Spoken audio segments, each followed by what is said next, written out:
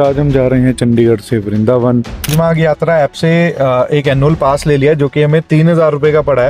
ये पास चलेगा नहीं। और यहाँ हमने एक V6 स्पॉट की। मैंने इनके कस्टमर केयर पे कॉल किया, उन्होंने हमें बताया कि चार्जर ऑफलाइन है और ये चल नहीं रहा। अभी ये MCB पैनल बंद करना पड़ेगा। सारा टाइम तो यहीं पे ही लग गया हमारा। वॉलेट बैलेंस ही गायब हो गया। 1 घंटे की दूरी पर है एंड वी डोंट नो वहाँ पे चार्जर मिलेगा या नहीं। लेट्स सी यहाँ पे चार्जिंग का एक्सपीरियंस हमारा कैसा रहता है। तो फाइनली हम वृंदावन पहुँच चुके हैं। अभी हो रहा है सुबह के 2:30 बजे हैं। भूख लगी है तो मैगी खा लें। तो ये वो एक्चुअल जगह है जहाँ पे लोग मिट्टी में खेलते हैं। और अभी हम जाएंगे सीधा बरसाने। बट मुरथल यहाँ से 220 किलोमीटर है और हमारी रेंज कुछ 217 किलोमीटर दिखा रहा है, तो वो थोड़ा रिस्की हो सकता है। चूल्हा चार्जर भी अभी चल नहीं रहा, तो आता इलेक्ट्रीशियन तो वो आपको बना देंगे। लेकिन स्टैटिक और जियो के जहाँ भी हैं, मेरा एक्सपीरियंस 100%।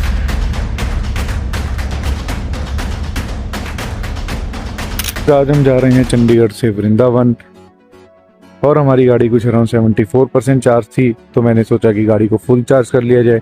तो हम आए हैं यहाँ पे जियो BP पल्स चार्जर के पास, जो कि है 30 किलोवाट का चार्जर। और यहाँ पे अराउंड हमें कुछ आधा घंटा हो गया है और गाड़ी भी कुछ 99% चार्ज हो चुकी है।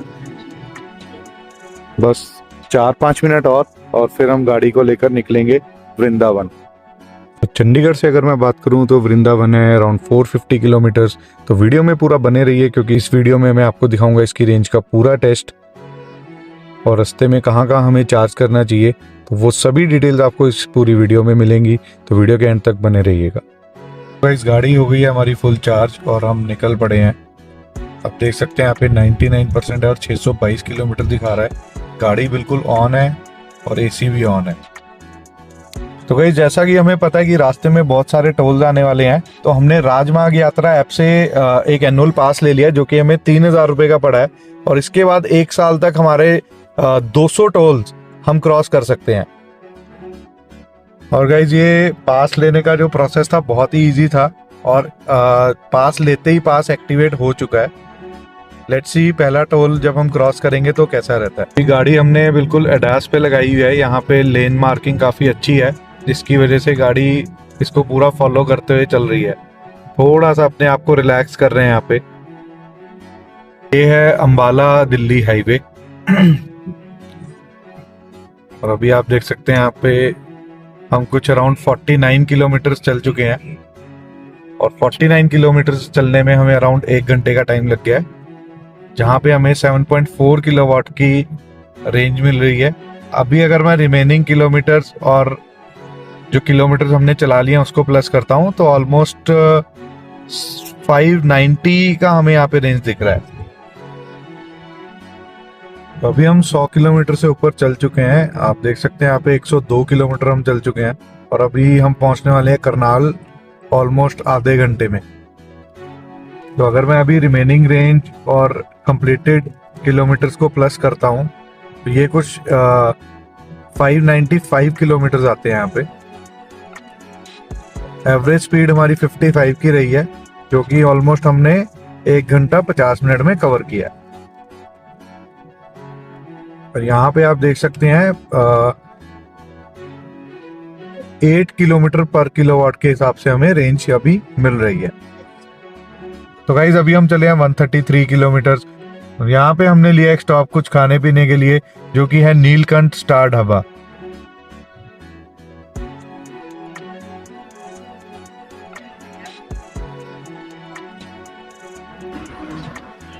और यहाँ हमने एक V6 स्पॉट की।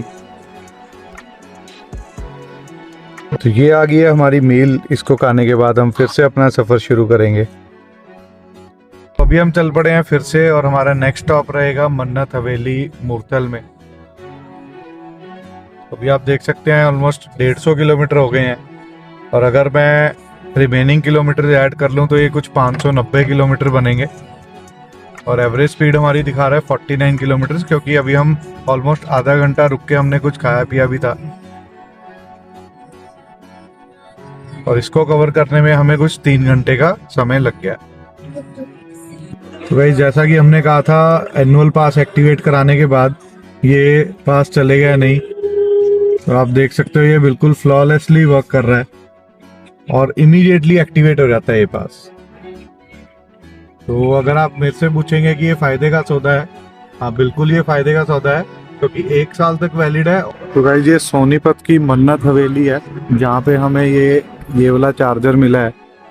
तो इसका अभी अपने को देखना पड़ेगा कौन सी ऐप है और कौन सा चार्जर यहाँ पे अपने को अलाउड होगा। तो भाई ये पता नहीं कौन सी कंपनी का चार्जर है। फिर मैंने इनके कस्टमर केयर पे कॉल किया, जो ये नंबर यहाँ पे दिया हुआ है। तो नंबर पे कॉल करके उन्होंने मुझे एक ऐप का नाम बताया जो कि ये इलेक्ट्रीफाई ऐप है। अब इस ऐप के अंदर हमें पहले तो रजिस्टर करना पड़ेगा, लेकिन जो मैडम कस्टमर केयर वाली कॉल पे थे उन्होंने हमें बताया कि चार्जर ऑफलाइन है और ये चल नहीं रहा। तो अभी चेक कर लेते हैं कि चार्जर चलेगा कि नहीं। 1 मिनट भैया, अभी ये एमसीबी पैनल बंद करना पड़ेगा। हेलो, एमसीबी बंद कर दीजिए सर, आपकी सप्लाई एक बार बंद हो जाएगी। 1 मिनट, बंद कर दिया एमसीबी। अभी ऑन करूं? रुक जाइए सर, 10 सेकंड वेट कर लीजिए आप। 10 सेकंड बाद ऑन करिएगा सर। 10 सेकंड। हाँ, उसमें बॉक्स में डालना कैसे रखा था? यार सारा टाइम तो यहीं पे ही लग गया हमारा। चार्जर है, करूं ऑन करूं? हाँ सर, ऑन कर दीजिए। अभी गन वगैरह सब लगी हुई है उसमें। उसे निकाल दीजिए सर। गन को निकालियो। गन निकाल दी। यस सर, गन निकाल के सर उसके होल्डर में लगा दीजिए। होल्डर में लगा। 1 मिनट, होल्डर में लगा दो। ऊपर चढ़ के लगेगी। ताकि मैं सबसे पहले लगा दी भैया होल्डर में। चार्जर इज ऑफलाइन ही आ रहा है अभी ये, इसमें तो मोबाइल में तो। कोई नहीं सर, वो ऑफलाइन आएगा। चार्जर पे अभी मतलब इंटरनेट से वो चलता है तो सर थोड़ा समय लग जाएगा, मतलब 2 से 4 मिनट। वो ऑनलाइन हो जाएगा फिर अपने आप। ये कुछ ये आ रहा है यहाँ पे, एक्सीकॉम लोडिंग हो रही है। हाँ हाँ सर, वो चालू होने दीजिए।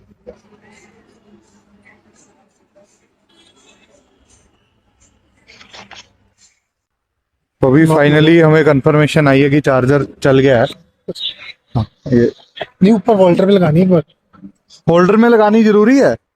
नहीं सर, ऐसा कुछ नहीं, बस चार्जर एक बार अवेलेबल आ जाना चाहिए बस। अच्छा 1 मिनट, अवेलेबल तो आ गया। ठीक सर, आप दोबारा लगा सकते हैं उसको। 1 मिनट में भी चेक कर। ये गन मैंने दोबारा से लगा दी है। अब इसको पे यूजिंग वॉलेट, ये कैसे आएगा अभी? सेकंड नंबर स्टार्ट चार्ज है, हाँ ये रहा भैया। तो वॉलेट वॉलेट बैलेंस ही गायब हो गया। Lock.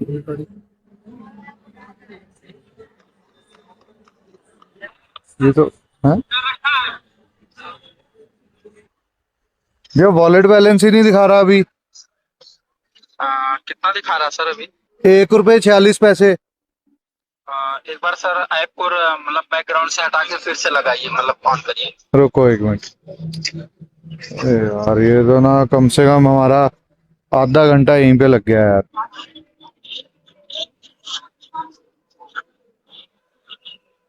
Choose your number. Number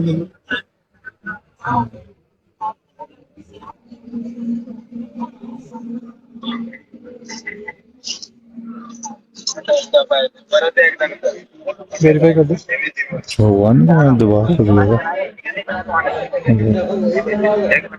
अब ये अवेलेबल, इस पे क्लिक किया तो वो बिजी दिखा रहा है आपके अंदर। 2 नंबर सर। हाँ 1 मिनट, ये उतारना पड़ेगा, इसको उतारिए। मैं लगाता हूँ, ऊपर लगाता हूँ। हाँ नो सर, 2 नंबर फ्री है, मैं चेक कर रहा हूँ। मेरी ऐप के अंदर तो बिजी दिखा रहा है, पता नहीं।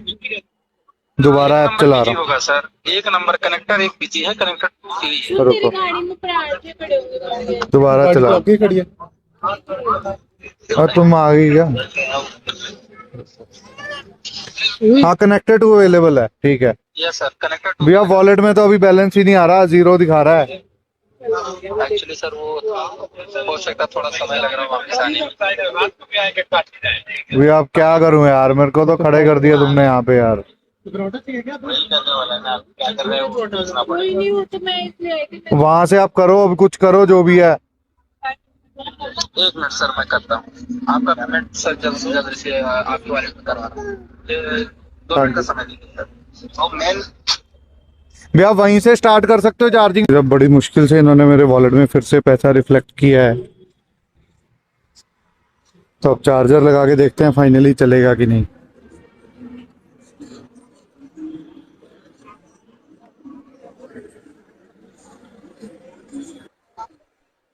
ये कनेक्टर 2 उन्होंने बोला था, कनेक्टर 2 में आप लगाइए। तो हमने कनेक्टर 2 यहाँ पे अटैच कर दिया है। तो अभी आप देख सकते हैं यहाँ पे हमने सिलेक्ट किया अमाउंट।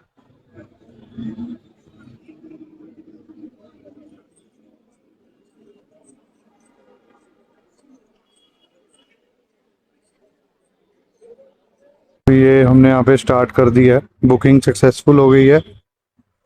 अब देखते हैं चार्जिंग स्टार्ट होगी कि नहीं। यहाँ पे अभी भी यही आ रहा है और यहाँ पे चार्जर प्रिपेयरिंग आ गया है। Let's see.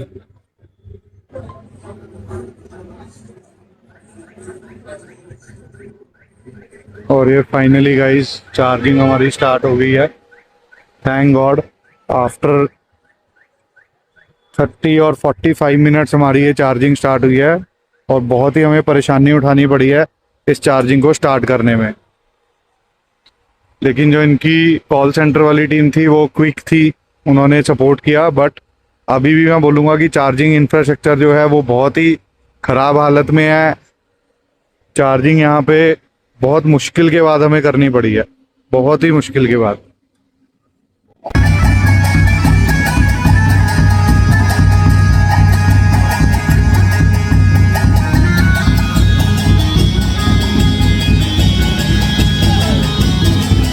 गाइस यहाँ से हमने चार्जिंग कर ली है गाड़ी और अभी 465 किलोमीटर फिर से दिखा रहा है। और यहाँ से कुछ अराउंड 200 किलोमीटर रह गया है वृंदावन।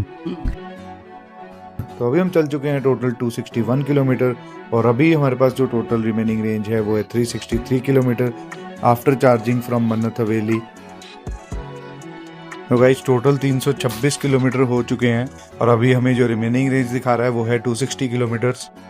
तो अभी हमारा जो नेक्स्ट स्टॉप होगा वो असली पप्पू ढाबा पे होगा, जो कि वृंदावन से अराउंड 1 घंटे की दूरी पर है। एंड वी डोंट नो वहाँ पे चार्जर मिलेगा या नहीं। अगर चार्जर मिलता है तो वहाँ पे चार्ज करेंगे।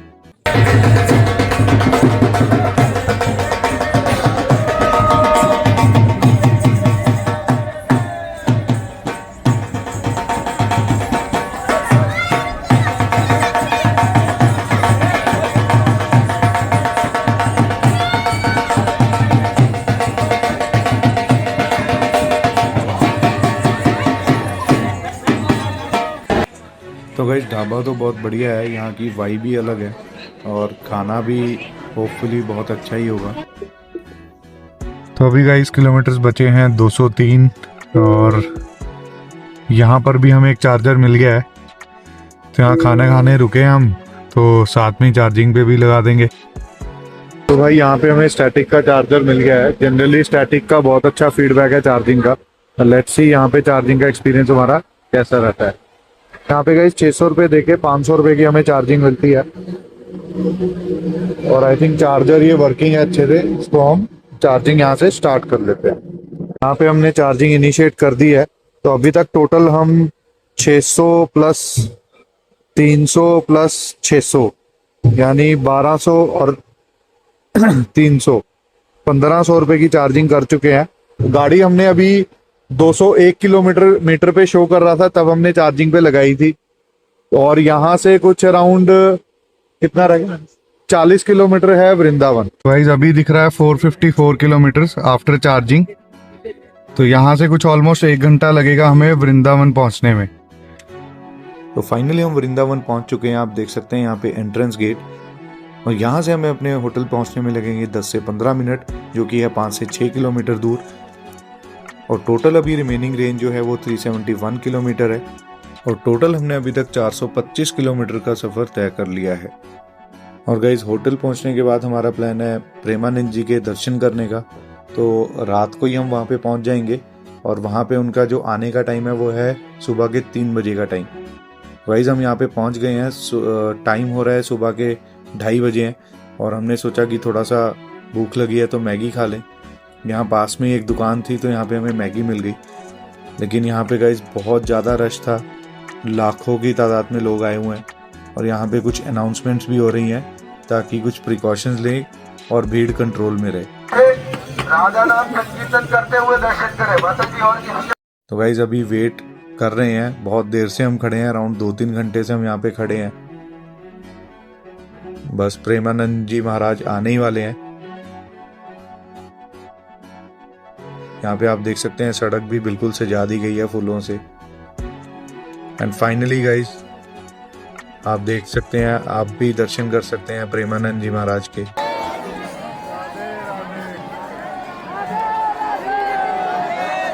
एंड सही में गाइस अलग ही एक एक्सपीरियंस है यहाँ पे and we are very lucky कि हमें उनके दर्शन हो गए हैं।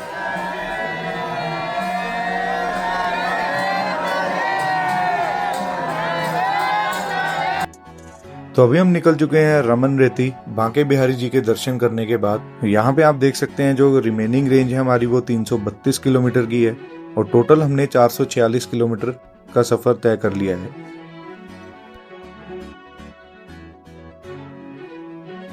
तो हम पहुंच गए हैं रमन रेती। तो हमने टोटल अभी 460 किलोमीटर का सफर तय कर लिया है और रिमेनिंग रेंज है अभी 318 किलोमीटर।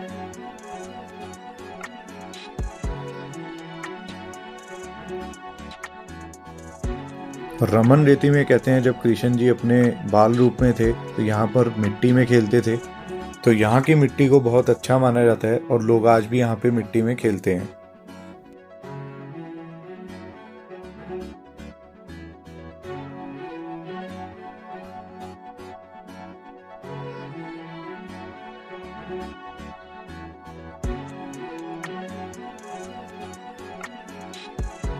तो यहाँ भी रश बहुत ज़्यादा है, देखते हैं अंदर जाके कितना रश हमें मिलता है।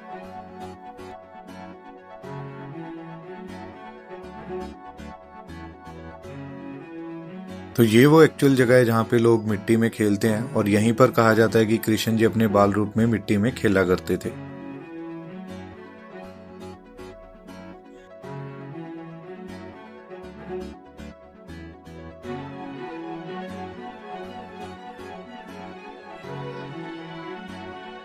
तो यहाँ से बाहर आके हमें बहुत सारे एनिमल्स देखने को मिलते हैं। आप देख सकते हैं यहाँ पे बहुत सारे हिरन हैं, खरगोश हैं, डक्स हैं, जिनको यहाँ पे रखा गया है और फीड किया जा रहा है।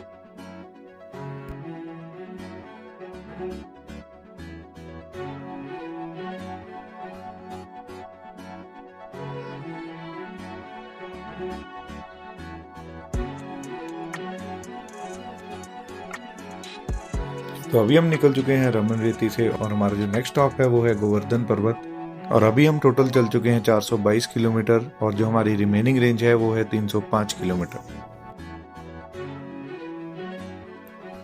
कहा जाता है कि कृष्ण जी ने अपने बाल रूप में इस पर्वत को अपने सबसे छोटी फिंगर पे उठा लिया था, क्योंकि इंद्रदेव जी ने इतनी बारिश कर दी थी कि गांव वालों को बचना मुश्किल हो गया था। तो कृष्ण जी ने वो पर्वत उठा के सभी गांव वालों को बचा लिया था, क्योंकि सभी गांव वाले उस पर्वत के नीचे आ गए थे और वो बारिश से बच गए थे।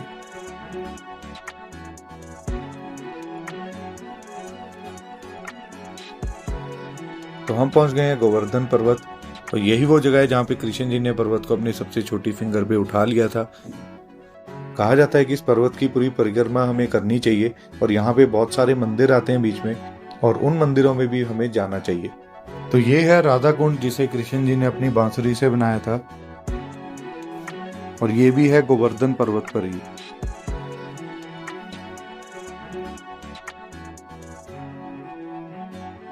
ये है मानसी गंगा मंदिर। तो यहाँ पर कृष्ण जी ने अपने मन से गंगा जी को प्रकट किया था और ये भी है गोवर्धन पर्वत पर ही।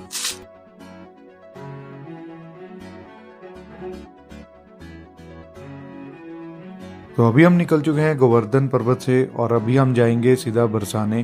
और टोटल हमने जो गाड़ी चला ली है वो 501 किलोमीटर है और जो रिमेनिंग रेंज है वो दिखा रही है हमें 261 किलोमीटर्स।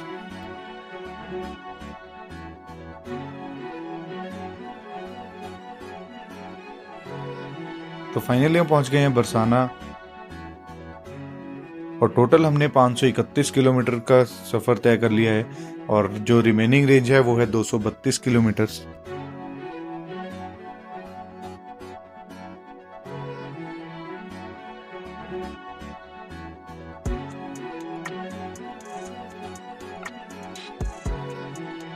तो अभी हम निकल चुके हैं बरसाना से।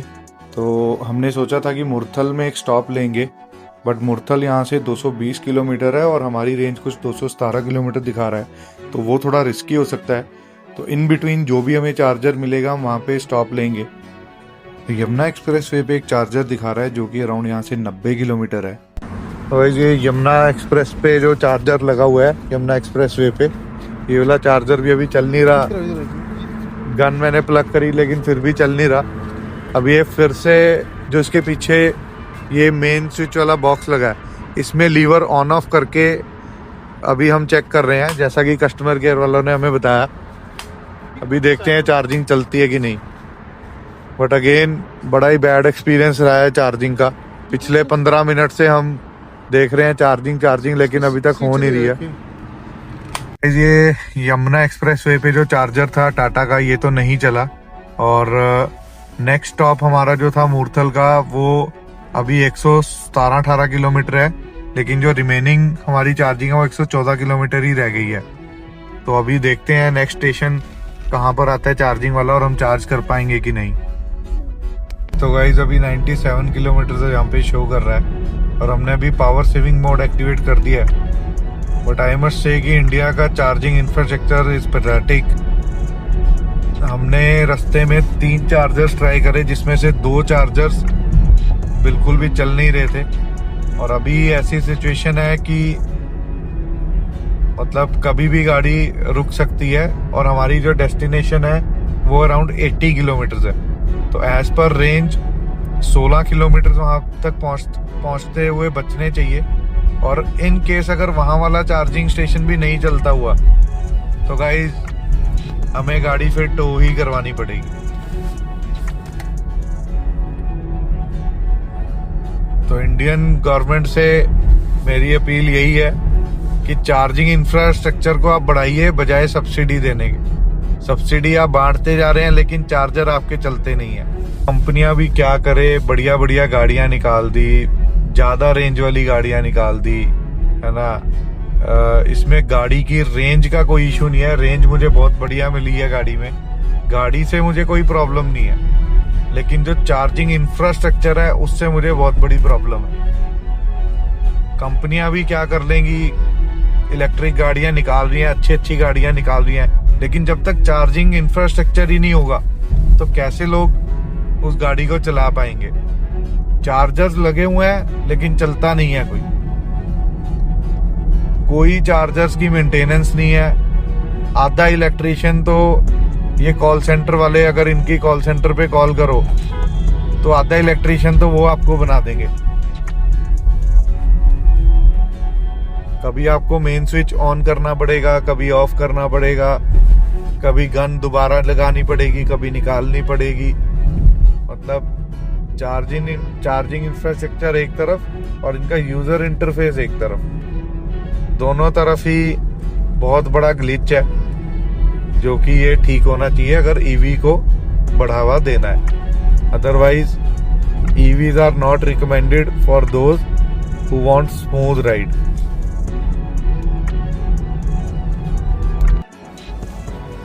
गाइस यहाँ पे हमें एक चार्जर मिला है, अभी 35 किलोमीटर रिमेनिंग है रेंज। देखते हैं ये वाला चार्जर चलता है कि नहीं। चार्जर है जियो का।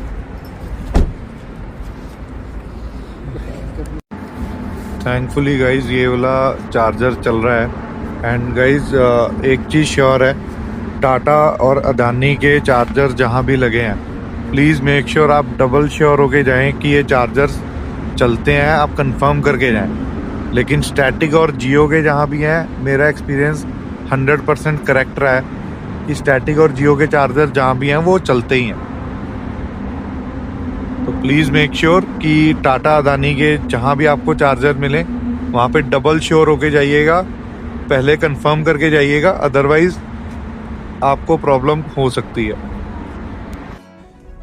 गाइस फाइनली हमने अभी झिलमिल ढाबा पे खाना खाया, साथ ही हमने कुछ और गाड़ी को चार्ज किया क्योंकि यहाँ पे एक स्टैटिक का चार्जर लगा हुआ था जो कि बिल्कुल वर्किंग कंडीशन में था। और